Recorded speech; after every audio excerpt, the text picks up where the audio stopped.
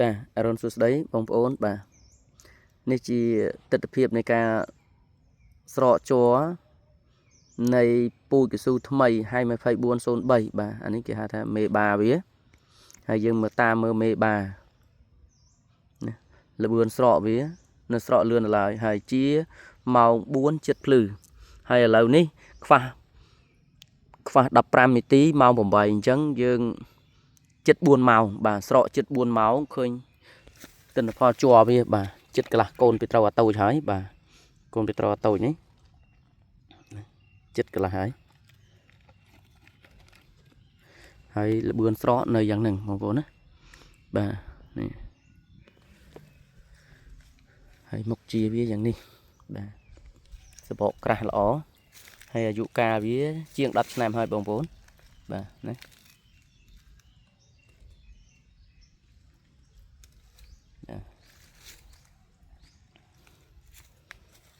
បាទអញ្ចឹងការស្រាវជ្រាវពូជ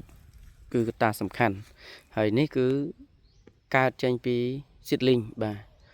គ្រប់ពូជកស៊ូទាំងអស់នៅក្នុងโลกនេះសុទ្ធតែកើតចេញពីក្របមុនដំបូងបន្តមកគេធ្វើតាមបច្ចេកទេសនៃការបង្កាត់និងភាពបន្សុទ្ធរហូតដល់คล้ายទៅជាក្លូនពូជជាផ្លូវការឧទាហរណ៍ថាដើមមួយនេះនៅពេលវាមានផ្លែបងប្អូនយកក្របវា100ក្របទៅដាំ100ក្របនោះមិនដូចមេបាទាំងស្រុងទេខ្លះទៅក៏ល្អខ្លះទៅក៏អន់ភាគច្រើនគឺអន់ដូច្នេះបាទអ្នកវិទ្យាសាស្ត្រខំរិះរកមធ្យោបាយគ្រប់បែបយ៉ាងដើម្បីបន្សុទ្ធធ្វើយ៉ាងម៉េចឲ្យคล้ายទៅជាក្លូនពូជមួយដែលមានកោសិកាភ្នែកជាក់លាក់លែងប្រែប្រួលចឹងការស្រាវជ្រាវពូជសំខាន់ណាស់បាទហើយសម្រាប់ខ្ញុំបាទគឺ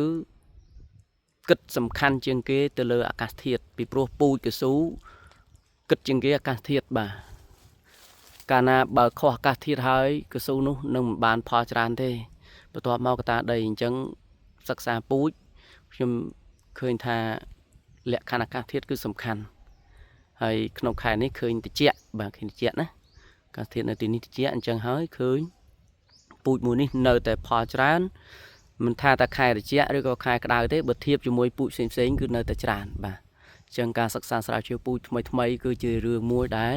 យើងត្រូវស្រាវជ្រាវទាំងអស់គ្នាបាទហើយប្រសិនបើបារាំង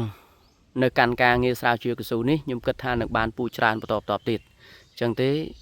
ការស្រាវជ្រាវពូជជាការងារសំខាន់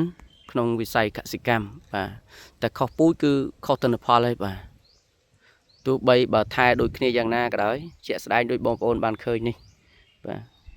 ណាចឹងសម្រាប់កសិដ្ឋានសុខៀងសៀងហៃយើងខ្ញុំគឺមានការស្រាវជ្រាវពូជជាផ្លូវការច្បាស់លាស់ហើយសូមបញ្ជាក់ដែរពូជហៃ2403នេះមានមេបាយ៉ាងហ្នឹងហើយយើងនឹងធ្វើតាមបច្ចេកទេសបន្តបន្ទាប់តាមអ្នកជំនាញបង្ហាត់បង្ហាញនៅពេលដែលផលិតបានជាក្លូនជាក់លាក់លែងប្រែប្រួលទើបកសិដ្ឋានសុខៀងសៀងហៃយើងខ្ញុំចរាចរឬក៏ផ្ដល់ព័ត៌មានបន្ថែមជូនបងប្អូននេះគ្រាន់តែចង់បង្ហាញថាមេបានៃពូជមួយហ្នឹងគឺយ៉ាងហ្នឹងណាគឺយ៉ាងហ្នឹងបាទហើយសូមបញ្ជាក់នេះគឺលើដីល្បាយខ្សាច់បងប្អូនបាទនេះដាំលើដីល្បាយខ្សាច់ចឹងជៀសវាងបងប្អូនខ្វះព័ត៌មានបើបងប្អូនចង់បានព័ត៌មានបងប្អូនតាក់ទងមកខ្ញុំបានផ្ទាល់បាទតាមរយៈលេខទូរស័ព្ទ088 756 9បាទហើយភ្ជាប់ជាមួយកិច្ចការនេះការដាំដុះរបស់បងប្អូនប្រយ័ត្នប្រយែងណាបងប្អូនណារឿងពូជបាទកសិដ្ឋានណាដែលមានមេបាពូជជាផ្លូវការជាក់លាក់បងប្អូនទៅមើលឲ្យឃើញហើយបងប្អូនពិនិត្យវិจัยថ្លឹងថ្លែងទៅមានជំនឿចិត្តប៉ុន្មានគឺបងប្អូនសម្រេចចិត្តទៅមិនអាចចាំឲ្យគេដឹកដល់កន្លែងស្រួលចាំទៅយកកូននៅកន្លែងឬក៏ជឿតាមតែកិច្ចសន្យាទេអត់ទេបាទកសិដ្ឋានយើងខ្ញុំគឺជាក់ស្ដែងនិយមបាទនេះបងប្អូនមើលនេះ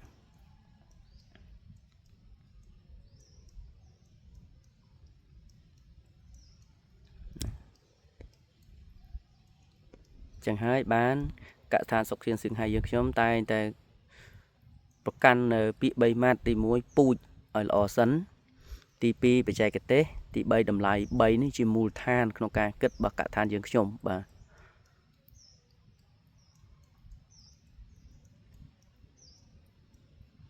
នេះបងប្អូនមើលបាទ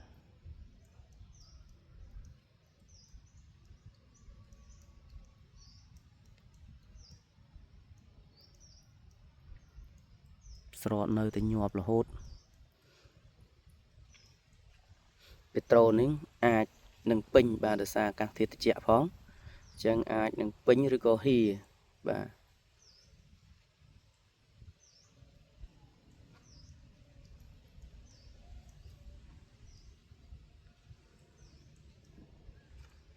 អញ្ចឹងអរគុណបងប្អូនបាទ